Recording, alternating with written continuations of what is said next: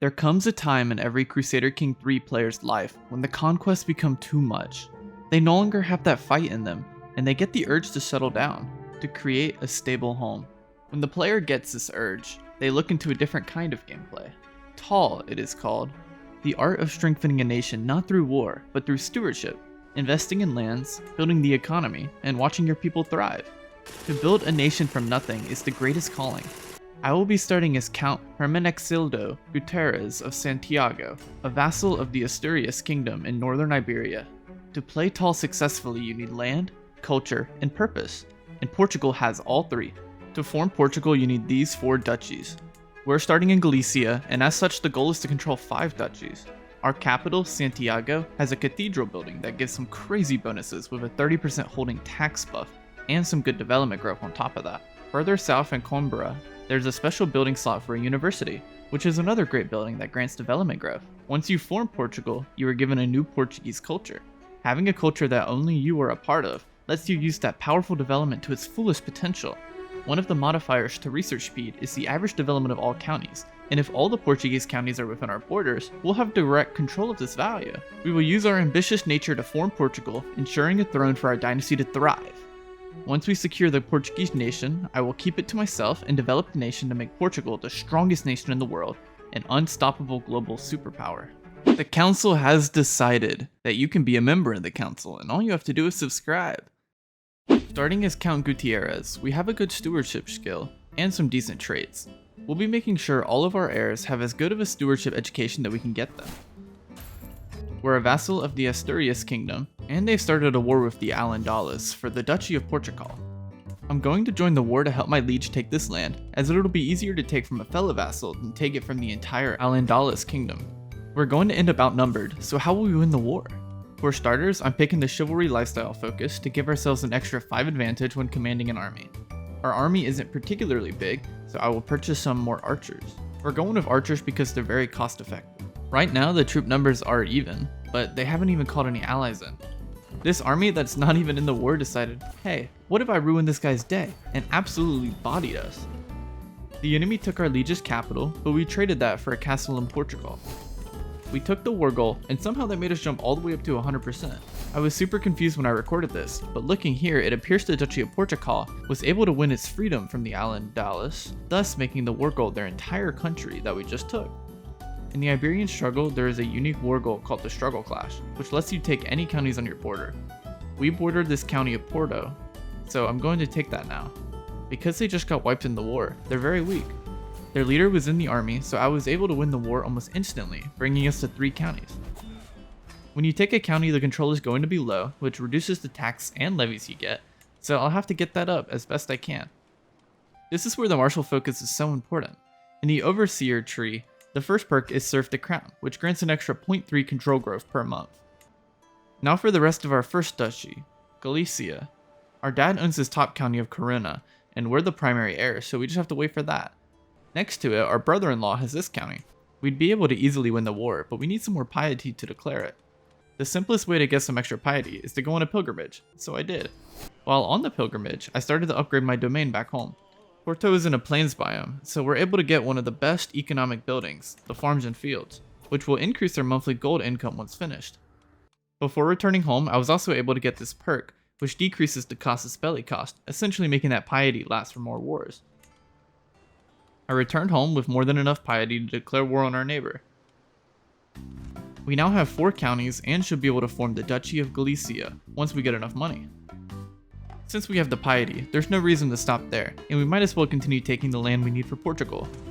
An easy victory for us, and we're now up to 6 counties. We don't need any other perks in the martial tree, so I'm switching us over to a wealth focus for the extra money. Once we get enough money, we can make a duchy title, turning us into a duke. I've gotten enough renown to unlock the first dynasty legacy, and I'll be going with the metropolitan tree. This tree is only available for Iberian cultures, but it is very powerful and gives city holdings a huge buff. This first one increases development growth by a flat 20% for each city, which is just fantastic. On top of increasing the research speed, development growth also directly impacts the amount of tax a county gives, so it's incredibly powerful. We finally have enough money to create a duchy title, making us the Duke of Galicia. Since we're a duke now, we can take more land than our domain limit as we'll be able to create vassals. We're looking like a powerful part of the Asturias kingdom, but if we're going to expand any further south, we will need to defeat the Al-Andalus. Since that would likely cost us a defeat, it is time to look within and increase our strength in our current borders. I'm prioritizing buildings of high tax and development growth. I saved up enough gold to be able to construct the Santiago Cathedral, and when this gets finished building, it will massively increase our gold income. It finished building, and we're now making over 19 gold per month, which we can continue to increase with buildings such as the cattle pastures. Whenever possible, it is good to build trade ports, as they give development growth on top of good income. The Al-Andalus are being led by a 12-year-old boy, and the people don't seem to like that since they are in a peasant uprising. Even still, it would be hard to beat them alone, so I'll need to find an alliance to help me. I can marry my daughter off to create an alliance with Alba. A struggle clash will let us get these two counties on our border. Once we call on Alba, we should have the numbers advantage in this war. Our liege died, and we've been put into a super weird situation.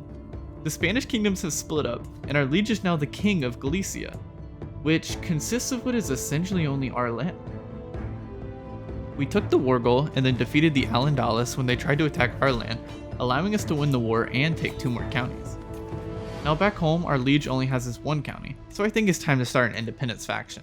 We massively outnumber them, so it was easy to win our independence. We have a truce with him for 5 years, so we can't take back that land quite yet. We filled out all our building slots, so I'm now upgrading them to level 2, which is the current max of our techs. Unfortunately, we passed away, although our new leader is pretty good in stewardship, so it's not too bad. The biggest thing is that we lost some land to our brother. He's sick, so maybe he will die and we'll just get the land for free. It's been 5 years and we can attempt to take Galicia. But they are allied to the powerful Byzantine Empire. But you see, they only have 1 county. If you fully control a country, you immediately win, which means I just need to siege 1 castle before the allies get here. And as I expected, we were able to take the castle before the Byzantines arrived and wiped out our former liege. Our brother did not die like I had hoped, so instead I'll have to do a quick invasion. The invasion was easy, but while we did that, we somehow lost a county to the Kingdom of Leon. I was thinking of a way to get that back, when an Islamic kingdom declared war on me for relics of all things. Luckily, I was able to win, and with the war money and ransoms, I was looking pretty wealthy. Lots of my counties have fully upgraded buildings, so we're looking pretty strong. I believe the Kingdom of Leon is weaker than us, so I might just go for this county.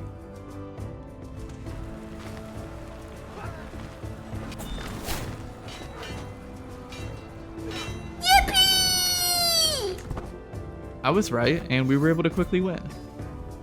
Right after the war, we suddenly died of a seizure, and began playing as a 2-year-old boy. We didn't have any brothers, so our realm was still intact at least. If we look at the map, we have 3 out of 5 of the duchy titles we want, which means we are over halfway to forming Portugal. The Al-Andalus have declared war on us for this 1 county, and they are definitely stronger. We have no alliances, so it is up to us. Honestly, if we don't win this battle in the mountains, I plan on surrendering. Yeah, we're gonna lose. I'm just gonna take the surrender on this one. As my character grew up, I focused on building up the nation through the economy, constructing cities throughout the land. After some time, I was able to get an alliance with France through my sister. With that alliance, we should be able to win this struggle clash for the rest of this duchy, including the county we lost earlier. We've gotten 2 virtuous trades. It's looking like we're going to be the chosen one. We have taken the war goal, and the enemy is still dealing with their other wars. They finally decided to come fight us, but it looks like they're starving.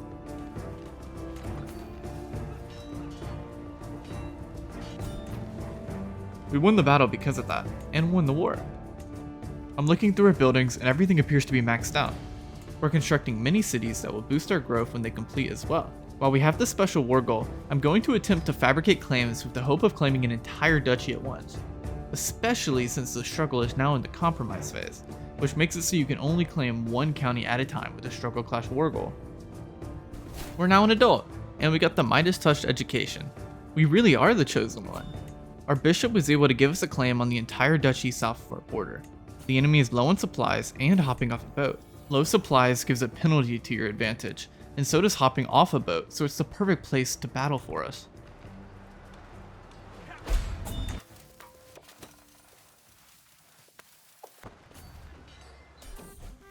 We won one more battle before ending the war and obtaining our 4th duchy. Because we consider Asharis to be evil, we can revoke their titles without penalty. We do have to beat them in a war to do it, but they are small, so it's pretty easy. I took the title here because there's a special university building that we'll want to build as soon as we can. Another reason cities are great is that you can construct buildings that grant development growth for the whole county, so it's like having extra building slots for that purpose. We're just about to unlock the Ledger Innovation, and in doing so we'll be given an extra building slot in all our counties. We've saved up a lot of money, so I can fill these building slots immediately. There's one last duchy to take, and I believe we are strong enough to defeat them. Not through our own military, as they outnumber us greatly, but through our money. You see, we're making almost 40 gold a month, and have over 4,000 saved up, so we can buy lots and lots of mercenaries. With these mercenaries we've purchased, we actually have more troops than them now. I took the war goal, then went to fight them.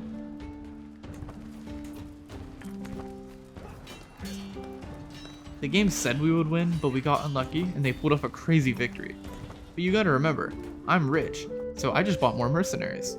Now this time I was able to easily win the important battle, winning the war and claiming the 5th and final duchy.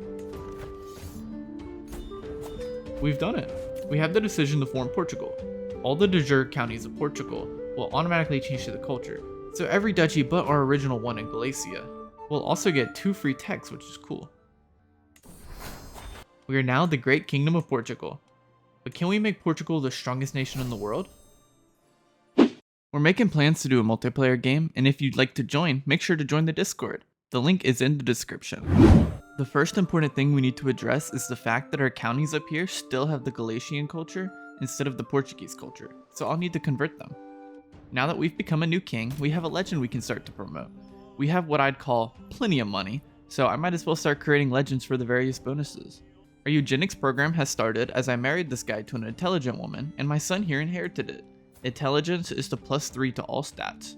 Hopefully we will be able to get geniuses later, which is +5. The best part of being Catholic, free money from the Pope. We are going for the manorialism innovation first and foremost. This will give us access to powerful duchy buildings. Okay, so I've been jumping all around, but here's a real important thing. What does the Portuguese culture have? We have the chivalry tradition, which gives us some cool bonuses to romance scheme and adds sparring. We have fervent temple builders, which makes constructing temples give prestige, makes certain traits buff temple building construction, and makes temple holdings able to be upgraded 1 era early. Our third tradition is ritualized friendship, which lets us befriend people without the diplomacy perk, and lets you get a best friend. Finally, we have the martial admiration, which makes characters like others with good martial traits, but more importantly increases the number of knights, which is always nice. This is our culture, which means we get to reform it however we want. We have 2 open tradition slots, so I might as well go for one, and I'm thinking city keepers would fit nicely. We're already going down the city dynasty legacy tree, so we might as well go all in. The most important part of the city keepers tradition is this last part, being able to make windmills in a city. Windmills being the best development building, which is obviously pretty good. I've gone all the way down the architect tree, which gives us some important perks. Centralization gives development growth to your capital.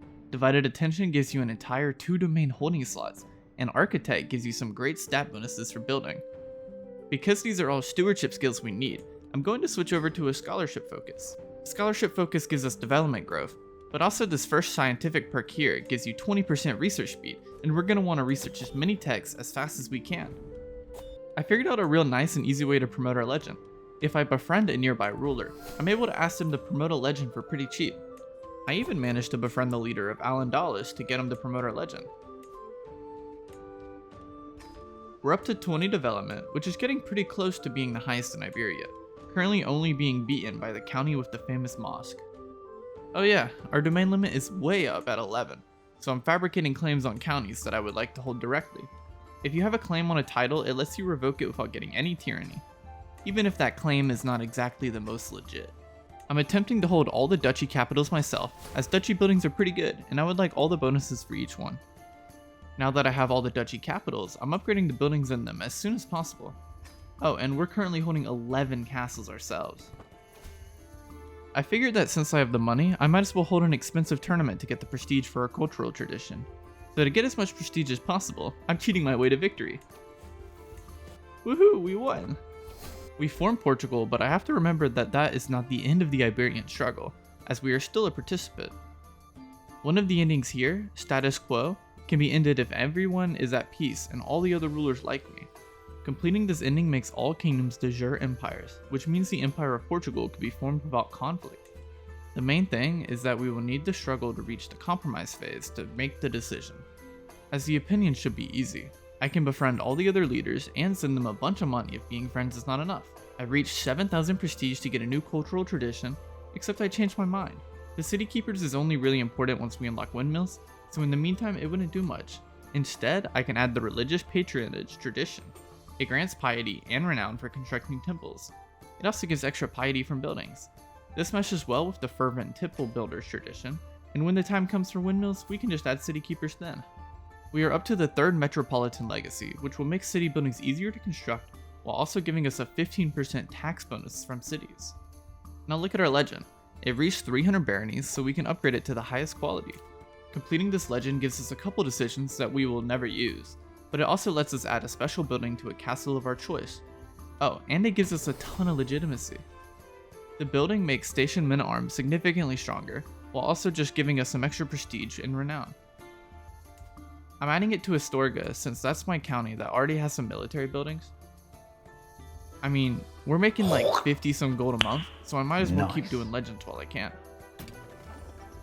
I'm now completing my 2nd legend, and it'll give me a decision to convert my land, which to be honest doesn't matter since it's almost all Catholic already, but it will also give us a legendary shrine building, which sounds cool.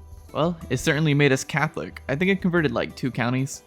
The shrine gives some tax and piety, which isn't incredible, but who's gonna pass up free gold? I didn't mean to do this, but I've accidentally gone and become a religious icon, which now means we can consecrate our bloodline, giving us some renown and making everyone in our family have a little trait that makes people like them a little more. Our tradition, religious patronage, finished, so I can start upgrading my temple holdings, but I also need to decide on my next tradition. Well, I have 50 years to think about it, so it shouldn't be too hard. You can only change one tradition every 50 years if you did not know. We're right on the brink of getting manorialism. Oh, and ignore this war, it's someone else's, so it doesn't really matter. But yeah, we got manorialism now, and up next is battlements, which will let us upgrade our castles to level 2, which will also let us upgrade our buildings to level 4. There are a lot of good duchy buildings for different scenarios, but for us, the best one is going to be the Royal Reserves. 0.8 gold per month, which isn't amazing, but it also comes with a 10% development growth for every single county in the duchy, which will make every single building in the duchy make more money as the development goes up. And I'm going to build them in all 5 of our duchies. Oh yeah, you heard that right, I have 5 duchy titles. When you're a king, the game lets you know that you can only have 2 duchy titles without penalty. That penalty is a -15 opinion modifier to all your vassals. Fortunately for me, I own most of the land myself, and all my vassals are too weak to really do anything. So this penalty doesn't really matter, and the perk of holding all the duchy capitals with their duchy buildings is 100% worth it. The Holy Blood legend can now be completed. We get the Expand the Kingdom decision, which will let us add the Duchy of Galicia to the Kingdom of Portugal officially. We also potentially get to build a legendary palace, which is the best legendary building in the game. We only have a 50% chance for this, but I'm really hoping for it. It looks like we got it. First, I'll add Galicia to the Kingdom of Portugal. Yeah, look at that. We've made what I'll call Greater Portugal. Historically, Portugal had these lands for a little bit, but it was pretty temporary and the history's a little bit weird. Now, I'll create the legendary palace slot in Porto. The palace gives 10% extra holding taxes and 15% development growth, which is even better than a duchy building. And on top of that, it gives the owner 10% more lifestyle experience. This building is insane.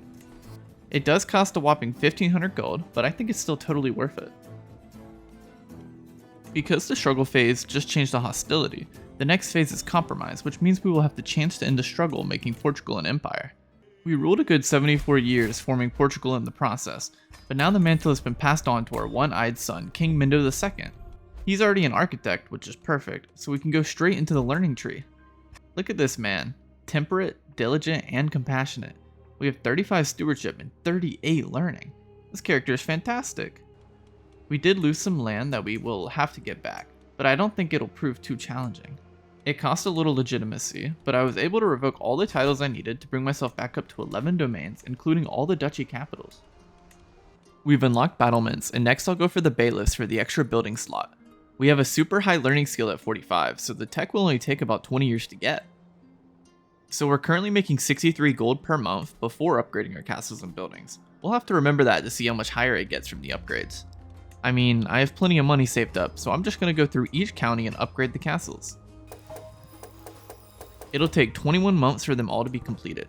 When the castle is upgraded, it lets us upgrade all of our economy buildings to level 4, so I'm going to go ahead and upgrade them as soon as possible. Oh hey, that's good timing. We can now get the 5th and final dynasty legacy in the metropolitan branch. It gives us the expand cities decision. Now look here, it gives all of our cities another building slot. We can use this every 51 years, which is pretty great. It costs 1,000 gold, but money is no issue. All our cities now have an extra slot. It's really just free money. I've started upgrading some buildings to level 4, and we're all the way up to 87 from the 63 mentioned earlier. This is without a wealth focus and without our stewardship to increase taxes, by the way. I'm really close to fully upgrading all of our buildings, which has me at almost 100 gold of profit per month. It's also been 50 years since we last added a cultural tradition, so we can do that again. I just need a little bit more prestige. This is the last county that hasn't been fully upgraded, but I just thought I'd stop and mention that we officially hit 100 profit per month. And funnily enough, we died just a few months after. I suppose we reached King Mindo II's goal, and he had no other reason to live. Our new guy is pretty awesome. The eugenics program worked well, and we're a genius. At only 20, we already have 32 stewardship and 33 learning, and that's without a wife buffing our stats. We can marry this woman here who is also a genius so that our kids continue being the best. Okay, this is crazy, but the 50-year cooldown seems to only apply to the leader who takes the decision, so I can already expand the cities again, which is nuts.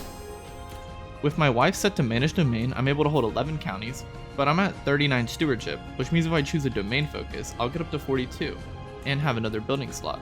You get another domain for every 6 stewardship points. I'm only 20, and I'm already holding as much land as my father. The Iberian struggle switched over to the compromise phase, and all the other Iberian leaders already like me, so I immediately have the decision to end the struggle with the status quo. The most important part of this ending is this part that makes every kingdom in Iberia become an empire. We will become the Emperor of Portugal through peace.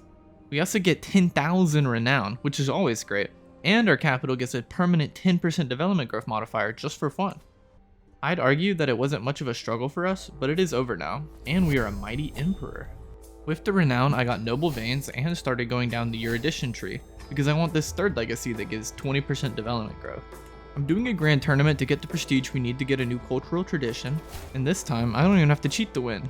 There were a few military techs that we were missing that we've only just now gotten naturally over time, but I'm making sure to buy as many men-at-arms as possible, just because I can, really. I mean, it's not like the extra couple gold maintenance is gonna hurt. We unlocked bailiffs, and as such, there isn't really any other way to increase our economy until the next era, which we will probably reach right when it becomes available in 1050. New building slots do mean it's time to start building again.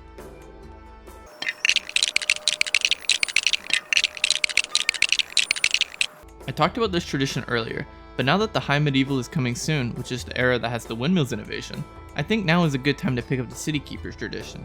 It'll take another 17 years to come into effect, so we might as well get it early. One of the requirements for building a university is to have at least 30 development in the county, and we've done just that. The development growth bonuses are nice, but the extra buffs of renown, lifestyle experience, and fascination progress are arguably better. It'll only take 7 months to make the whole university, which I know is definitely way quicker than it should be. My college campus would have buildings closed for years before being ready, even though they were just getting renovated. I have enough renown to get the Treasure Knowledge Legacy, which gives a huge buff to development growth in our entire nation, so we should really start seeing some progress in that. Oh hey, the game wants us to be a conqueror. It's an overpowered trait that makes taking over new lands obscenely easy. Which doesn't really matter. I mean, we're not going to be conquering anything. Our land is perfect already. Never mind, it gives plus 5 gold, I'm taking it. Our learning and development is so high that in only 1036 we're able to fully research a new tech in only around 10 years. Like this one is 40% complete and will only take 7. Because our research speed is so fast, it wasn't long before we got the up-to-date military innovations completed, so once again we can upgrade our military. Oh, and I'm making 240 gold per month. Yeah, you heard that correctly. We're making nearly 250 gold per month before the second start date of Crusader Kings III. I'm also running out of text to research. We are so mega rich that I'm making sure to construct and upgrade buildings in our city holdings as well. We don't directly own these, so we only get a % of the income, but we might as well. In just a couple months, we will reach the High Medieval Era, which will let us once again upgrade all of our holdings to make even more money. We are 82 years old, nearing the end of our life, but there's one thing left I need to do. I saved up 20,000 prestige to change our culture in a very impactful way. We currently have the Bellicose Ethos, which is good for warfare, but by switching to bureaucratic we get more lifestyle experience, cultural fascination progress, and another huge 15% development growth modifier. It costs a ton of prestige to change this, so I'm really glad I was able to do it before dying. Our player heir just got cancer. That can't be good. He's kind of the guy I trained to take over after my death, so that is really unfortunate. Our grandson will likely become our next heir, and he is pretty good since I've been educating him myself, so hopefully it won't matter too much. Windmills will be done in a little more than a year, which will give us a new building slot and some amazing new buildings that give more money than farms and fields, but with some development growth added on as well. We discovered windmills, so we can now build them. Oh wait, we can also upgrade our duchy buildings. I'm not sure when that became available, but I'm gonna do that first. Look, at level 1 is already 0.7 gold per month, 6% development growth, added on to a flat 0.04. Windmills are just great. And here you can see city keepers in action. We can build a windmill in this city, which will contribute to the development of the entire county. We did. Apparently, sending myself to university costs more than the creation of 4 entire cities. Actually, that's one of the more realistic parts of this game. We have to transfer some of our counties to some vassals as our domain limit is lower, although it is at 11 even though we're only 15 years old. This will lower our gold income quite a bit, unfortunately. I say unfortunately like we don't have 72,000 gold already. Oh, to upgrade buildings. I just love the noise it makes.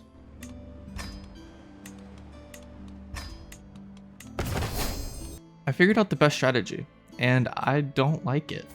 I'm betrothed to this genius little girl, and to make sure she has a good stewardship skill, I've invited her to my court and made her my ward. Okay, so to be honest, this is literally grooming, which is crazy, but hey, it's Crusader Kings III, no judgment. But I am judging, and like, I mean, if she has high stewardship, I can hold more castles, so it's worth it. The guild innovation was discovered, so we can now build yet another building in our domains. In my capital, I'm actually out of economic buildings to build, so I'll go for the blacksmiths, as it gives a 4% tax bonus. For counties on a river, the water wheels is the obvious choice for the next building, as it is basically a windmill, but with slightly less development. Each era gives you another cultural tradition slot, which does mean we can pick another one to unlock. There's none that immediately stand out to me, so I'm having a look at them all. That wasn't until I found this one. Parochialism, which gives cities more tax, development, and levies, so this is literally perfect for the kind of playthrough we are doing. So yeah, we're going with this. We've unlocked hoardings, and we can now begin upgrading all of our castles to level 3. To be honest, we don't even have to upgrade stuff anymore, but like, why not, you know? Might as well become so overpowered it's not even funny. We're currently making 280 gold of profit even before upgrading these castles.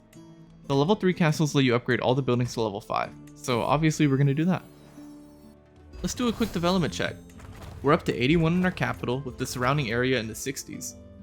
Rome's only at 58, which means even the land around our capital is developed more than Rome. It looks like the Byzantines have been hard at work since they're all the way up max of 100, which does mean we'll have to do the same. So 2 crazy things just happened. We hit over 400 gold per month, but also the Alandalis are invading and they want our entire kingdom. I'll try to win without mercenaries at first, but I'll buy some if I need to. Oh, okay, we lost the battle. Let's buy all the mercenaries. They just keep running away. Come back, guys. It's fine, we'll kill them later. They just kept running away, so I'm sieging their capital. Maybe I'll get a good prisoner. I did not get a good prisoner. This war is taking forever and they keep running away. I really can't be bothered, so I'm just gonna wipe peace with them. I can't believe they broke hundreds of years of peace between our nations for that. Now back to upgrading buildings. So there's a crusade for Egypt, but the AI are doing what they always do and attacking a death stack without preparation, and I bet we'll lose like always.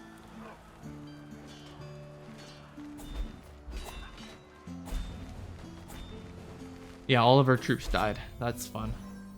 The crusade is over, but we can still upgrade our military a bit more with the new innovations discovered. And look at that magical number. We've gone up to 500 gold per month. If we change this guy to collect taxes, let's see. It goes up to 540. 580 if you just look strictly at revenue and not profit. And there's still more buildings to upgrade. We're nearing the end of all the techs we can possibly discover, but we won't be able to progress until 1200 AD, which is a huge bummer. I might actually begin the process of asserting global dominance soon after we get these military techs. You'll get what I mean later. 99 development. It's so close to 100. There we go, maxed out development in the year 1107. Definitely not the fastest possible, but that's still pretty good in my books. If you count the surrounding area, I'd argue we're doing a bit better than the Byzantines, which means we have the most developed area in the world. We're all the way up to 16 domains now as I'm taking away my vassal's land. If I change my steward to collect taxes, I can get all the way up to making 700 gold a month, and it's only the year 1110. Because of all the expand cities decisions we did, look how many building slots this place has. It's actually crazy. I don't think I've mentioned it, but the absolute worst thing about being this developed is the near constant plagues and diseases entering my country. I usually just isolate the capital and enter isolation myself every time they show up nearby, so that I'm not dying constantly.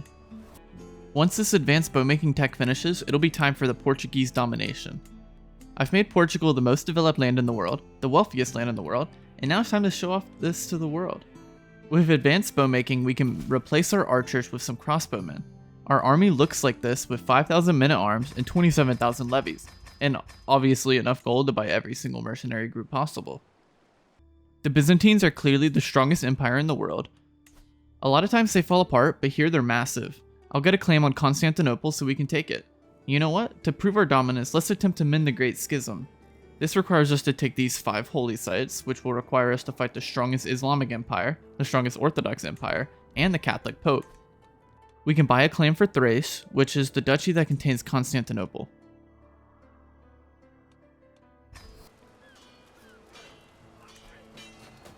We're crushing the Byzantines, and while doing that, we actually reached Dynasty Splendor level of Legendary, the highest possible. We've beaten the Byzantines without even needing mercenaries. They look pretty funny being this big without having Constantinople. This is clearly proof that tall is better than wide. Next, we're going for Alexandria and Palestine at the same time. This isn't about war, but I just thought that I'd add that we're only like 5 years from having every possible innovation at this stage. Supplies are annoying to deal with. We just have so many troops. Back home, our supply limit is high because of our insane development, but here it's just too low for us. These armies aren't even the guys we want to fight, but I'm killing them anyways since they kind of just ran into me. There we go, captured enough land to take Alexandria and Palestine. We've completed every tech, so let's see how other cultures are doing. The Greeks are about 10 techs behind us, the Italians are 7 behind. Everyone else is even further behind as expected. What sucks is that we won't reach the next era for another 75 years. That's kind of why I'm doing the conquering now. Even though we could theoretically get a higher income, the game just gets slower and slower, and really, we've already peaked compared to the rest of the world. The Byzantines tried to take Thrace back, so I killed them all and took even more money. Damn, look at that development map, looking nice.